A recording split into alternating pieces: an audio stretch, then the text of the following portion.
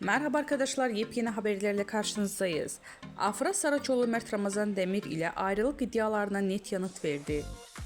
Afra Saraçoğlu Paris Moda Haftası dönüşü Mert Ramazan Demir ile yaşadığı ayrılık iddialarına son noktayı koyarak açıklamalarında bulundu. Ünlü oyuncu Afra Saraçoğlu Paris Moda Haftası'nı döndükten sonra İstanbul Havalimanı'nda gazetecilerin açıklamalarında bulundu.